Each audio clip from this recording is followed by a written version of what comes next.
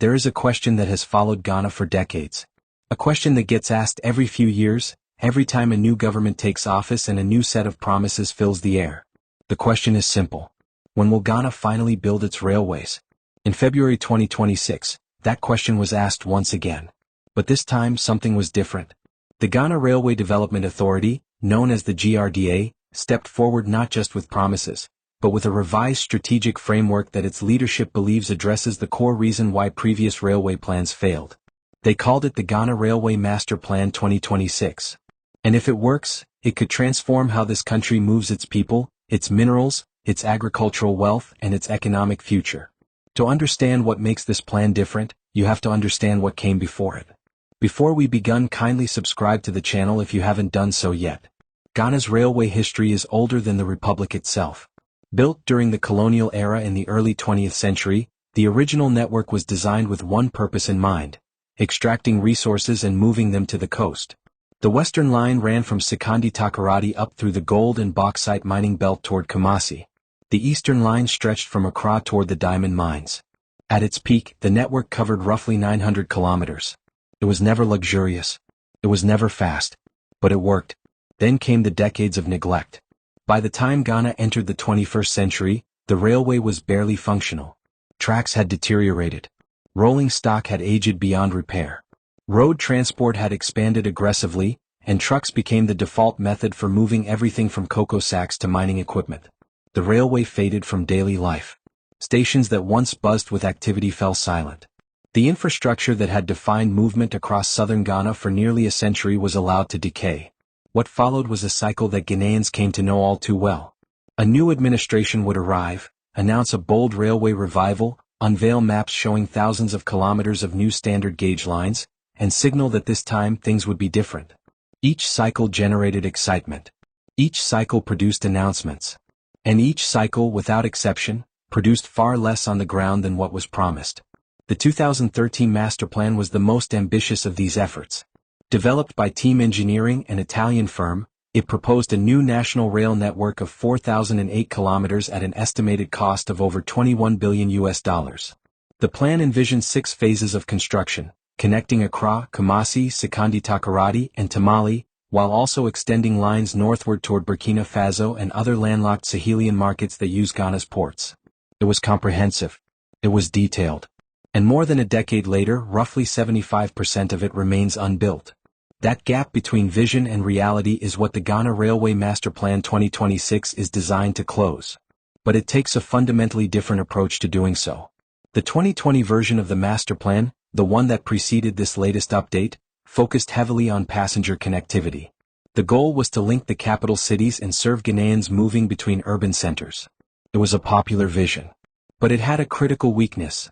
Passenger services alone are difficult to make profitable, and that made it very hard to attract the private investment that Ghana needs to actually build the infrastructure. The 2026 Master Plan pivots away from that model. According to GRDA Chief Executive Officer Dr. Frederick Appoh, who led the unveiling, this new framework is built around one central idea: make the railway bankable. The plan repositions rail as a freight-led economic enabler, and it targets the sectors where large, predictable volumes of cargo already exist. Manganese, bauxite, iron ore, cocoa. These are bulk commodities that need to move in large quantities over long distances on a reliable schedule. Rail is far more efficient for this kind of movement than road transport. And because the volumes are measurable and the revenue streams are predictable, this kind of freight creates a business case that private investors can actually evaluate and commit to. Dr. Appoh was direct about the logic. Return on investment, he explained, comes from connecting the railway to the mining sectors. The bulk transport opportunity is real. The demand already exists. What Ghana needs is the infrastructure to capture it. This is not just a philosophical shift. It has structural consequences for how the plan will be implemented. The 2026 framework relies heavily on public-private partnerships, a model that requires the government to create the conditions for private capital to flow in rather than trying to fund everything from the state budget. A national roadshow has been launched to engage potential investors both domestically and internationally. The GRDA is working alongside agencies including GIADIC and GISTEC to finalize the plan and align it with trade and mining sector priorities. The broader vision still includes city connectivity. The goal of linking Accra, Kumasi, Takoradi, and Tamale by rail has not been abandoned. The plan also envisions Ghana serving as the rail corridor for landlocked countries to Ghana's north, providing an efficient route from Burkina Faso and other Sahelian nations to the ports of Tema and Takoradi. But under the 2026 framework, freight comes first. Passenger services are expected to follow once the infrastructure is in place and generating revenue. There is one project that gives this entire conversation a different weight than previous cycles. In late November 2024, just months before the masterplan launch, Ghana opened a brand new standard gauge railway line connecting the port of Tema to Mpakadan, approximately 100 kilometers to the north. The project was financed by India. It was not a rehabilitation of colonial-era track. It was new infrastructure, built to modern specifications, operational and running.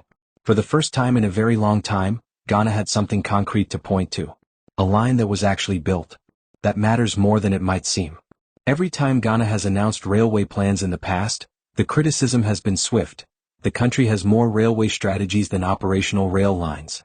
The Tema to Mpakadan line, modest as it is relative to the full master plan, is proof that the physical work can actually happen. It is a data point, not just a declaration. But the scale of what remains is sobering. 4,000 kilometers of planned network. Over $3 billion committed to a single Western line upgrade. 16 regional capitals to connect. An agricultural interior that remains cut off from the port economy. Landlocked neighbors waiting for a reliable corridor to the coast. The ambition of this master plan is genuinely national in scope, and the challenges ahead are genuinely formidable. Infrastructure of this scale requires sustained political will across multiple administrations. It requires financing structures that can survive changes in government. It requires regulatory frameworks that protect investors and communities simultaneously. And it requires execution, the hardest part of any infrastructure program. The critics are not wrong to be skeptical. Ghana has been here before. The maps have been drawn before. The investment roadshows have been held before.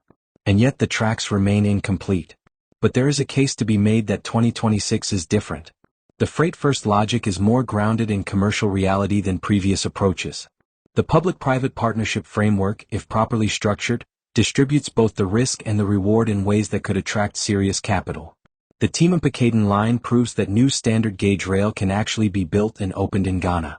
And Dr. Frederick Appoh and the GRDA appear to have absorbed the lessons of earlier failures rather than simply repeating their predecessors. Ghana's railway story is not finished. It may be, in fact, just entering its most consequential chapter. The iron ore is in the ground. The bauxite deposits have been mapped. The cocoa moves by road when it could move by rail. The northern regions wait for connectivity that the colonial network never reached. The landlocked nations to the north need a corridor that Ghana alone can provide. The master plan is on the table. The investors are being courted. The first new line is open and running. What happens next will not be decided by maps or announcements. It will be decided by what gets built.